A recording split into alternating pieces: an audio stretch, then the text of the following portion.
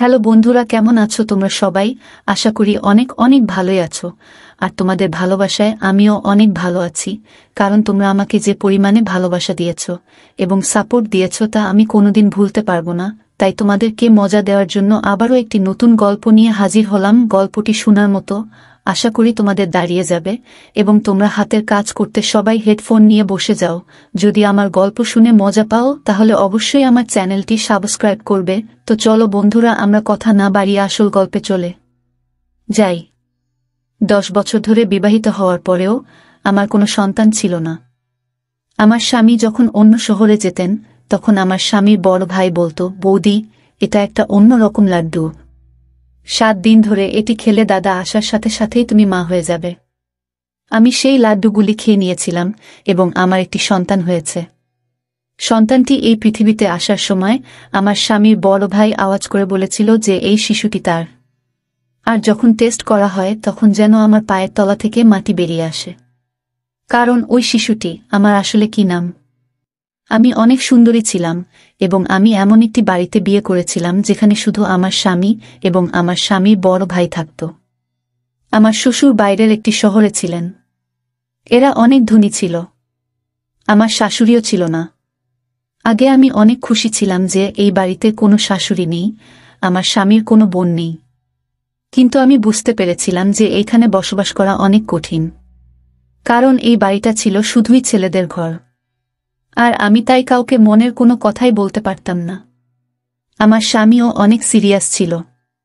আমার বাবা মাও আমাকে বিয়ে দেওয়ার পরে এই দেশ ছেড়ে চলে গেল, কারণ তারা এখানে এসেছিল শুধুমাত্র আমাকে বিয়ে দেওয়ার জন্য। আমরা আগে বিদেশে থাকতাম।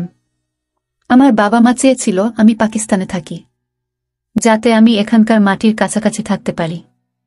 আমি গরিব তো হয়েই গিয়েছিলাম, কিন্তু অনেক চিন্তিত ছিলাম। এই সমস্যার কারণে তখনও পর্যন্ত আমার সন্তান হয়নি। ডাক্তাররা বলতো, আপনার শরীরে ভিটামিনের অভাব, কারণ আপনি দুঃখী থাকেন সব সময়। আপনার পরিবেশ পরিবর্তন করুন, কোথাও থেকে ঘুরে আসুন, এমন কাজ করুন যা আপনাকে খুশি করবে। কিন্তু আমার স্বামী এমন একটা কাজ করত যে একদিনের জন্য সে ছুটি নিতে পারত না। আর যে আমার সাথে কথা বলতো সে আর কেউ না, সে ছিল আমার স্বামীর বড় ভাই। আমারই বয়সী ছিল, আর সে দেখতে অনেক সুন্দর ছিল। আমার স্বামীর তুলনায় সে একজন ভালো মানুষও ছিল। হাসি মজা করত, কিন্তু তার একটা নিজস্ব পৃথিবী ছিল, যেখানে সে আমার জন্য সময় দিতে পারত না। সে ইউনিভার্সিটিতে চলে যেত, সেখানে বন্ধুদের সময় দিত কিংবা ফোন নিয়ে ব্যস্ত থাকত। আমি ভাবতাম কখনোই সে ফ্রি হয়ে এসে আমার সাথে কথা বলবে, তাহলে আমার সময় ভালোই পার হবে। অনেক ভালো কথা বলতো সে। তার নাম ছিল হামাদ। মাঝে মাঝে আমরা ঠিক করতাম, সে কিছু খাবার নিয়ে এসে আমরা খেতাম, আমরা অনেক গল্প করতাম। এইভাবেই সময় ভালোই পার হয়ে যেত আমাদের। আমার স্বামীও এই ব্যাপারটা জানত। আমার স্বামী বলতো তার ভাইয়ের থেকে কিছুটা দূরে থাকতে। আমি বলেছিলাম যে সে তো অপরিচিত নয়, সে এই বাড়িতেই থাকে। আমি আমার স্বামীকে বলতাম যে আমি তার সাথে কথা বলি না, কিন্তু বাস্তবে আমরা একে অপরের সাথে কথা বলতাম এবং আমাদের জীবন এইভাবেই চলছিল। আমার বিয়ের পরে অনেক বছর পার হয়ে গেছে। 10 বছর হয়ে গেছে, কিন্তু আমার এখনো একটাও সন্তান হয়নি। কিন্তু ডাক্তার বলেছে আপনার বেশি একটা সমস্যা নেই, আপনার সন্তান হতে পারে। ডাক্তার আমাকে বললেন, আজই আপনার স্বামীর সাথে কথা বলুন, যাতে তিনি আপনার পরিবেশ পরিবর্তন করতে পারেন, আপনাকে একটি শান্তিপূর্ণ জায়গায় নিয়ে যান। কিন্তু যখন আমি আমার স্বামীকে এই কথাটি জানালাম, আমার স্বামী আমাকে একটি নতুন খবর শোনাল। সে বলল যে আমাকে কাজের জন্য অন্য শহরে যেতে হবে এবং আমি সেখানেই থাকব। 9 বা 10 মাসের জন্য হতে পারে। সে যখন এই কথা বলল, তারপরে আমি কি বলবো, কারণ এটাই ছিল আমার স্বামীর শেষ কথা। সে একবার যা বলে তো সেটাই করত। আমি বললাম, ঠিক আছে, আমি তোমার জিনিসপত্র প্যাক করে দিচ্ছি। আমার স্বামী শহরের বাইরে চলে গেলেন এবং তখন আমি বাড়িতে একা থাকতাম। কিন্তু তখনই আমার স্বামীর বড় ভাই আমাকে এমন কিছু বলেছিলেন যা আমাকে অবাক করেছিল। কিন্তু যাওয়ার সময় আমার স্বামী আমাকে বলে, আমি দোকানদারকে বাড়ির নম্বর দিয়েছি। তোমার যদি কোনো কিছুর প্রয়োজন হয় তবে দোকানে ফোন করে দিলে সেই জিনিসগুলো বাড়িতে পৌঁছে যাবে। আমি বললাম, জিনিস অর্ডার করার কি দরকার, হামাদ নিয়ে আসতে পারবে। তখন আমার স্বামী বলেছিলেন, তোমাকে তার কাছে কিছু চাইতে হবে না, এমনকি তার সাথে কথাও বলতে হবে না। সে তার কাজ করুক, তুমি নিজের কাজ করো। এমনকি ওর জন্য রান্না করারও দরকার নেই, ও বাইরে থেকে খাবে। আমি বললাম, তোমার কি হয়েছে? সে বলল, আমি তোমার স্বামী, আর তাই আমি যা বলছি তাই তোমাকে করতে হবে। আমি বললাম, কিছু কি হয়েছে? সে বলল, না তেমন কিছুই না, আমি শুধু তোমাকে বলে দিলাম যে ওর থেকে দূরে থাকবে। আমার এক কাকিমা বাইরে চলে গেছেন, যখন তিনি ফিরে আসবেন তখন তিনি তোমার সাথে থাকতে আসবেন। তোমার খেয়াল রাখবেন উনি, আর তোমার ভয় করবে না একটু। আশ্চর্য ব্যাপার হলো, আমার স্বামী চলে যাওয়ার আগে আমার স্বামীর বড় ভাইয়ের সাথে দেখাও করেনি। হয়তো ভাইদের মধ্যে কিছু রাগের কারণ ছিল, কিন্তু এমন তো কখনো হয়নি, কারণ আমার স্বামীর বড় ভাই একদিন আমার জন্য একটি লাড্ডু নিয়ে এলো। সে বলল, তুমি যদি এটি খাও তাহলে দাদা এখানে ফিরে আসার সাথে সাথে তুমি মা হতে যাবে। যদিও আমি আমার স্বামীর বড় ভাইয়ের সাথে এইসব কথা আগে কখনো বলিনি, কিন্তু আমার স্বামীর বড় ভাই ছিল অন্য রকমের। আমরা একে অপরের সাথে বন্ধুর মতো কথা বলতাম। সে বলল, অনেক দিন হয়ে গেছে, দাদা বুঝতে পারছে না। সে তোমার চিকিৎসা করায় না, আর তোমাকে কোথাও নিয়েও যায় না। কিন্তু আমি এই বাড়িতে একটি সন্তান দেখতে চাই, যাতে তোমার মুখ থেকে কষ্টের ছাপ মুছে যায়। এই জন্যই আমি এই কুরআন পড়া লাড্ডু নিয়ে এসেছি। তোমাকে 7 দিন ধরে এটি খেতে হবে, তারপরে দাদা যখন আসবে তখন সুসংবাদ পাবে। আমি আমার স্বামীর বড় ভাইকে ধন্যবাদ জানিয়েছিলাম এবং তাকে বলেছিলাম যে সে সত্যই একজন ভালো মানুষ, যে এত চিন্তা করেছিল আমার জন্য। আমি বললাম তাকে, আল্লাহ তোমাকে একটা মিষ্টি সন্তান বানিয়ে দিক। আর আমি সেই লাড্ডুটি 7 দিন ধরে প্রতিদিন খেয়েছি, এই ভেবে যে একদিন সবকিছু ঠিক হয়ে যাবে। আমার স্বামীর বড় ভাই আমাকে প্রতিদিন গল্প বলতো যে এই লাড্ডু তো অমুকও খেয়েছিল। আমি যেখান থেকে এইগুলো নিয়ে এসেছি সেখানের অনেক নাম ডাক হয়েছে। মানুষ তাদের কাছে যায় এবং তাদের সমস্যার সমাধান করিয়ে ফিরে আসে। বৌদি, তোমার সমস্যারও সমাধান হবে। আমি প্রার্থনাও করেছি, কিন্তু আমার স্বামীর বড় ভাই আমাকে বলেছিল যে তোমার স্বামীকে এই বিষয়ে কিছুই জানাতে হবে না, কারণ সে এই ধরনের জিনিসে বিশ্বাস করে না। আর যদি দাদা জানতে পারে যে এই লাড্ডুগুলো আমি তোমাকে দিয়েছি, তাহলে আমাকে শেষ করে ফেলবে। আমি তাকে বললাম যে তোমাদের মধ্যে কি কোনো ঝগড়া চলছে? সে বলল, না, কোনো ঝগড়া নেই। দাদা যেখানে গেছে আমাকেও সেখানে সে পাঠাতে চেয়েছিল, কিন্তু আমি যাইনি। সেই জন্য আমার উপর রেগে আছে। আমি বললাম যে এত ছোট ব্যাপার? তোমার দাদা তো এমনভাবে রেগেছিল যেন তোমার সাথে তার কোনো সম্পর্ক সে রাখবে না। সে বলল, হ্যাঁ, ব্যাপার এইটুকুই যে সে সাথে সাথে রেগে যায়। কিন্তু সেই দিনগুলিতে আমি আমার স্বামী বড় ভাইয়ের মধ্যে আরও একটি জিনিস লক্ষ্য করেছি, যা সে আগে কখনো করত না, আর তা হল সে এখন অনেক রাতে বাড়িতে আসে। আমি একা ছিলাম, তাই আমি ওকে বললাম তাড়াতাড়ি আসতে। আমার মনটা কেমন একটা করে, আমি ভয় পেয়ে যাই। সে বলল, বৌদি, আমি তাড়াতাড়ি আসার চেষ্টা করি, কিন্তু কাজটাই এমন যে তোমার জন্য লাড্ডু নিয়ে তবেই তো বাড়ি আসি। তার জন্য আমাকে সেখানে বসতে হয়। 7 দিন ধরে আমি সেই লাড্ডু খেয়েছি, আর অজুহাত দেখিয়ে আমি আমার স্বামীকে এখানে ডেকে নিয়েছি।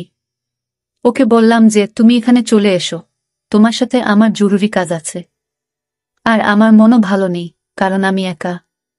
স্বামী বলল, ঠিক আছে, তাহলে আমি তোমাকে আমার সাথে নিয়ে আসব, কারণ আমার এখানে অনেক কাজ আছে। আমি বললাম, হ্যাঁ, তুমি আসো, আমার তোমাকে দরকার। কিন্তু স্বামী যখন এলো, আমি অবাক হয়ে দেখলাম যে সে আমার স্বামীর বড় ভাইকে একবার আদর করে ধরেনি। সে এমনভাবে পাশ দিয়ে চলে গেল যেন সেখানে কেউ বসে নেই। আমি অনেক অবাক হয়েছিলাম, কারণ আমার স্বামী আসার আগে আমার স্বামীর বড় ভাই বলছিল যে দাদা এলে অবশ্যই আমাকে ক্ষমা করবেন এবং সবকিছু ঠিক হয়ে যাবে। কিন্তু আমার স্বামী তা করেননি। আমার স্বামী আমাকে তার সাথে অন্য শহরে নিয়ে যায় এবং আমি সেখানে থাকতে শুরু করি। এখানে আমি থাকতে থাকতে মাত্র 1 মাস হলো, আর জানতে পারলাম যে আমি মা হতে চলেছি। এটা যেন শেষ পর্যায়ে কোনো মানুষ জীবন ফিরে পাচ্ছে। বিয়ের 10 বছর পরে এমন খবর পাওয়া ছোট কথা নয়। অনেক খুশি হলাম, কিন্তু আমার স্বামীর বড় ভাইয়ের দেওয়া লাড্ডুর কথাটা বলিনি। শুধু বললাম সন্তান না হওয়া পর্যন্ত আমরা একই বিছানায় থাকব। আমার স্বামীও অনেক খুশি। আমি যখন আমার স্বামীর বড় ভাইকে ফোন করলাম, তখন তার নাম্বার বন্ধ ছিল। আমি বাড়ির ফোন নাম্বারে কল করলে কাজের লোকটা ফোনটা তুলে বলল ছোট ভাই বাসায় নেই, আর ওর ফোনটা হারিয়ে গেছে। আমি আমার স্বামীর বড় ভাইকে এটা বলতে পারলাম না, কিন্তু ওর জন্য একটা মেসেজ অবশ্যই করে রাখলাম যে ও এক সময় অন্তত দেখতে পাবে। আমার স্বামী বলল, তুমি কাকে মেসেজ করছো? আমি বললাম, আমার সন্তানের কাকাকে। আমার স্বামী বলল, কোনো দরকার নেই। আমি বললাম, এটা কেন বলছো? আমার স্বামী বলল যে সে ব্যবসায় অনেক ক্ষতি করেছে, তাই আমি তার সাথে সব সম্পর্ক শেষ করে দিয়েছি। তাকে তার জমির অংশ দেয়া হয়েছে এবং এখন সে তার অংশে এখন থেকে বেঁচে থাকবে। তার সাথে আমাদের কোনো সম্পর্ক থাকবে না। আমি বলেছিলাম যে তোমার বাবা এই পৃথিবী ছেড়ে চলে যাওয়ার আগে তোমার মা বাবা তোমাকে তার দায়িত্ব দিয়েছিলেন, আর তুমি তাকে এই অবস্থাতে রেখে দিলে। তখন আমার স্বামী বলল, সে একজন প্রতারক, চোর, এবং আমি এমন মানুষের সাথে কোনো সম্পর্ক রাখতে চাই না। আমি অবশ্যই আমার স্বামীকে বলেছি যে সে অন্যায় করছে, কিন্তু আমার স্বামী বলেছেন যে আমার ক্ষেত্রে তোমার কোনো কথা বলার দরকার নেই। তুমি হলে বউ, তোমার কাজ হলো ঘর চালানো। আর হ্যাঁ, আল্লাহ তোমাকে সন্তান দিয়ে দিয়েছেন, এখন থেকে তোমার সন্তানের প্রতি মন দাও। আমি ঘরের ও ভাইয়ের ব্যাপারটা দেখব। সে আমার ভাই, তোমার ভাই নয়। যদি তোমার ভাই হতো তাহলে তুমি কথা বলতে পারতে। আমি বললাম যে সে আমার ভাইয়ের মতোই ছিল। আমি আমার স্বামীকে কি করে বলবো যে তার কারণেই আমরা সন্তানের সুখ পেতে চলেছিলাম? কিন্তু আমার স্বামীর বড় ভাই আমাকে এসব বলতে নিষেধ করেছিলেন, তাই আমি চুপ করে রইলাম। সত্যি বলতে কি, তারপরে আমি আর সময় পাইনি আমার স্বামীর বড় ভাইকে ফোন করার বা তার সাথে কথা বলার। প্রথমত আমার স্বামী এটা বারণ করত, এবং দ্বিতীয়ত আমি আমার সন্তানকে কেনাকাটায় এবং খুশিতে এতটাই ব্যস্ত ছিলাম যে আমি কারো কথা ভাবিনি। তারপরে আল্লাহ আমাকে একটি সুন্দর ছোট ছেলে দিলেন। তাকে পেয়ে আমি অনেক খুশি হয়েছিলাম। আমি দিনরাত যেন তাকে নিয়ে ব্যস্ত থাকতাম। ছেলের যখন 2 মাস বয়স, তখন আমি আমার স্বামীকে বলেছিলাম যে এইবার আমরা বাড়ি ফিরে যাব, কারণ আমি এই ফ্ল্যাটে তোমাকে আর এই সন্তানকে নিয়ে আর থাকতে চাই না। এইবার আমাদের বাড়িতে থাকব। আমার স্বামী বলল যে বাড়িটা এখনো আমার, অবশ্যই আমরা সেখানে যাব, আর আমার ভাই এলে তাকে সেই বাড়িতে তার ভাগের যত টাকা হয় তত টাকা দিয়ে দেব। আমি বললাম, যা খুশি করো, কিন্তু এবার আমি ঘরে যাব। আসলে আমি আমার সন্তানকে তার প্রিয় কাকার সাথে দেখা করাতে চেয়েছিলাম, কিন্তু আমাদের বলা হয়েছিল যে বাড়ি বন্ধ আর আমার স্বামীর বড় ভাই নেই। কিন্তু বাড়ি ঢুকে মনে হলো যেন কেউ এখানে থাকছে, যেন এই বাড়িতে একজন মহিলা আছে, আর সেটা এই জন্য যে আমি জানতে পেরে গিয়েছিলাম যে বাড়ির সব কিছুই এক মহিলা ব্যবহার করত। যেন আমার সেরকমই মনে হলো, কিন্তু সেই মহিলা কে হতে পারে? আমি সেই দিকে আর মন দিলাম না। এরপর আমার স্বামীর বড় ভাই ওইখানে এলো। আমার স্বামী ও সেইখানে বসেছিল, কিন্তু তবুও আমি আমার মনটাকে ধরে রাখতে পারলাম না, আর আমার স্বামীর বড় ভাইকে বলে বসলাম যে দেখো তোমার ভাইপো। আমার স্বামীর বড় ভাই তখন বলল, না, এটা আমার ভাইপো না। ওর কথা শুনে আমি অবাক হয়ে গেলাম। আমার স্বামীও বলল, তুমি সন্তানকে ভালোবাসবে না? তুমি এত অহংকারী, এই বাড়ি থেকে বের হও। তখন আমার স্বামীর বড় ভাই বলল, আমি বললাম, এটা আমার ভাইপো নয়, কারণ সে ও আমার ছেলে। এটা শুনে আমার পায়ের নিচ থেকে মাটি সরে গেল, আর আমার স্বামীরও। সে বলল, কি রকম খারাপ কথা বলছ? কি খারাপ অভিযোগ করছো? আমার স্বামীর বড় ভাই বলল, আমি কাউকে দোষ দিচ্ছি না, এটা আমারই ছেলে, আমি প্রমাণ করতে পারবো। একথা শুনে আমার পায়ের নিচ থেকে মাটি সরে গেল। আমি তাকে বললাম, তুমি কিসব বলছো? আমি ইশারা ও করলাম যে তোমার কি হয়েছে, তুমি কি চাইছ? তোমার জন্য তো সন্তানটা এই পৃথিবীতে এসেছে, আর এখন তুমি তার জীবন নিয়ে কথা বলছো? আমার স্বামী বলল, কি বলছো তুমি? কি হয়েছিল? আমি যখন এখানে ছিলাম না তখন কি হয়েছিল? আমি আমার স্বামীকে সব খুলে বলেছিলাম। এমন কিছু হয়নি। আমি মাত্র 7 দিন তার আনা লাড্ডু খেয়েছি, তারপরেই আমাদের সন্তান এই পৃথিবীতে এসেছে। আমার স্বামীর বড় ভাইকে ধরে বলল, কি করেছো তুমি? এই লাড্ডুতে তুমি কি মিশিয়েছিলে? এতে তুমি জ্ঞান হারানোর কোনো ওষুধ মিশিয়ে দাওনি তো? আমার এখানে না থাকার সুযোগ নিয়ে কোনো এমন খারাপ কাজ করনি তো তুমি? আমার স্বামী অন্য রকম কথা বলছিল, কিন্তু আমি তো শুনে লজ্জায় শেষ হয়ে যাচ্ছিলাম প্রায়। যাকে আমি ভাইয়ের মতো ভেবেছিলাম, আমার ভাই হিসেবে দেখেছিলাম, সে যদি সত্যি আমার সাথে এমন কিছু করে থাকে, তাহলে তো আমার জীবনটাই নষ্ট হয়ে গেল। আমার মনটা যেন কেমন করছে। আমার স্বামীর বড় ভাই বলল, এটা আমার সন্তান, আমি ওকে চিরকাল তোমার কাছে থাকতে দেব না। সে বলল, তুমি পরীক্ষা করে নাও। কিন্তু আমরা নিশ্চিত ছিলাম যে শিশুটি আমাদের। পরীক্ষার কোনো প্রশ্নই ছিল না, আর যদি ডিএনএ টেস্ট করানো হয় তাহলে ফলাফল কি হবে? আমার স্বামী বলেছিল যে সে ডিএনএ পরীক্ষা করাবে। আমরা সবাই তখন হাসপাতালে পৌঁছলাম এবং সাথে সাথে পরীক্ষা করিয়ে নিলাম, কিন্তু রিপোর্ট পেতে 2 দিন সময় নিয়েছিল। শুধুমাত্র আমি জানতাম যে কিভাবে আমি 2 দিন পার করেছিলাম। আমার স্বামী আমাকে অদ্ভুতভাবে দেখতেন। আমাকে বারবার আমার স্বামী একই কথা জিজ্ঞেস করত, আমি যখন বাসায় ছিলাম না তখন কি হয়েছে? কোনো ঘরে তুমি ঘুমাতে? কোনো সময় ঘুম থেকে উঠতে? রাতে কি মনে হতো যে তুমি জ্ঞান হারিয়ে গেছ? আর তোমার কোনো জ্ঞান নেই? তুমি কি ঘুমের সময় ঘরের দরজা ভিতর থেকে তালা দিতে? আমি আমার স্বামীর প্রশ্নে বিরক্ত হলাম। আমি তাকে বললাম আমি এমন কিছুই করিনি। কিন্তু ততক্ষণে রিপোর্ট হাতে এসেছে। যখন রিপোর্টের খাম খুলে ফলাফল দেখা গেল, রিপোর্টটি আমার স্বামীর হাত থেকে পড়ে যায়। কারণ রিপোর্ট অনুযায়ী এই শিশুটি আমার স্বামীর নয়, আমার স্বামীর বড় ভাইয়ের। আমি মাটিতে বসে পড়ে কাঁদতে থাকলাম। আমার স্বামী আমার দিক থেকে মুখ ঘুরিয়ে নিল। আমার স্বামীর বড় ভাই বলল, আমি তোমাদের সাথে কিছুই করিনি, তোমাদের আমি সব বলবো। ডাক্তার বৌদিকে বলেছিলেন, তোমার এত সমস্যা নেই, চিকিৎসা করা যায়, কিন্তু তোমার স্বামী কখনো তোমার চিকিৎসা করিয়ে দেয়নি। তাই আমি তোমাদের জীবনে সুখ দিতে চাই। বৌদি, তোমার চিকিৎসা করাতে চেয়েছিলাম, কিন্তু আমি একটা মেয়ের ভালোবাসায় পড়েছিলাম, তাকে বিয়ে করেছিলাম।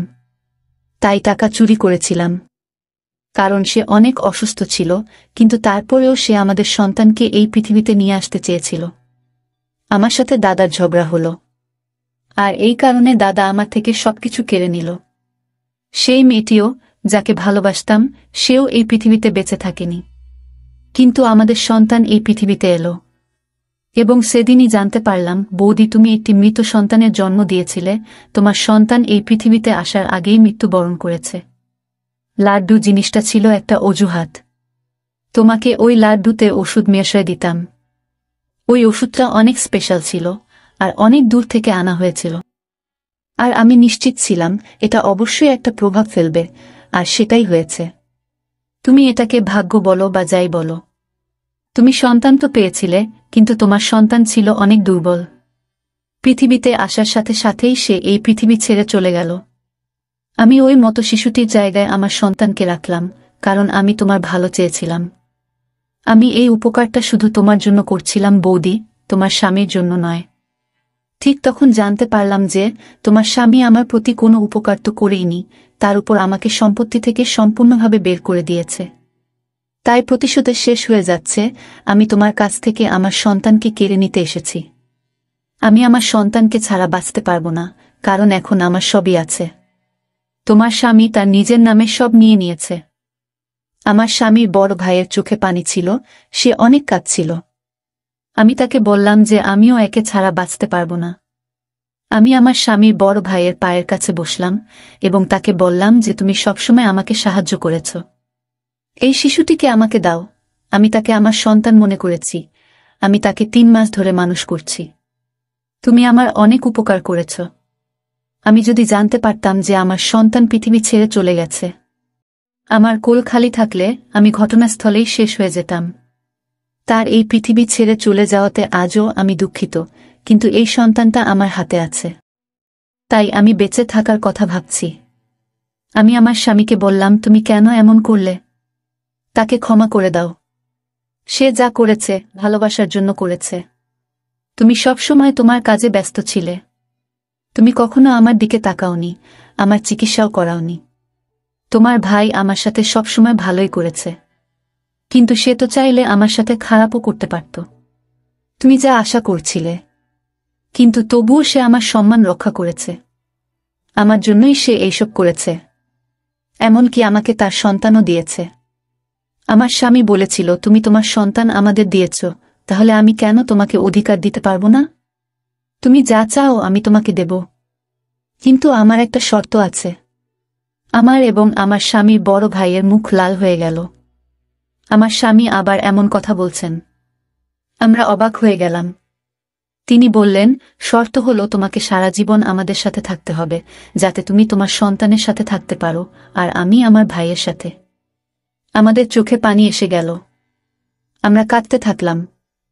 সন্তানটাকে আমার স্বামীর বড় ভাইয়ের দিকে এগিয়ে দিয়ে বলল, এখন থেকে বৌদি এই সন্তানের মা, তুমি আর আমি তার কাকা। সে যেন কখনই না জানে যে আমি তার বাবা, তার মা এই পৃথিবীতে নেই। আমি তাকে ধন্যবাদ জানালাম এবং সেই শিশুটিকে ধরলাম যে সে আমার নিজের সন্তান। 4 বছর হয়ে গেছে। আমার ছেলে 4 বছর বয়সী, অনেক খুশি। সে আমার স্বামীকে বাবা ডাকে এবং আমার স্বামী বড় ভাইকে কাকা বলে। সৃষ্টিকর্তা আমাকে আবার আশা দিয়েছেন। আমি অনেক খুশি এবং আমাদের জীবনে অনেক ভালো খবর এসেছে যে আমরা আজ সন্ধ্যায় আমার স্বামীর বড় ভাইয়ের জন্য মেয়ে দেখতে যাচ্ছি। সে বলেছে যে সে যে কোনো মেয়েকে বিয়ে করতে রাজি। আমি চাই সে নতুন করে তার জীবন শুরু করুক। আমরা একটি বাড়িতে থাকি এবং সম্পত্তি আমাদের সকলের। এটি ছিল আমাদের আজকের গল্প। বন্ধুরা, আজকের ভিডিওটা এখানেই শেষ করলাম। অনেক কষ্ট করে ভিডিওটি আপনাদের জন্য বানিয়েছি। যদি ভিডিওটি আপনাদের ভালো লেগে থাকে তাহলে একটা লাইক করবেন এবং চ্যানেলটি অবশ্যই সাবস্ক্রাইব করবেন। এই আশা ব্যক্ত রেখে আপনাদের কাছ থেকে বিদায় নিচ্ছি আমি। দেখা হবে আগামীকালের নতুন কোনো ভিডিওতে। সে পর্যন্ত সবাই ভালো থাকুন, সুস্থ থাকুন। ধন্যবাদ।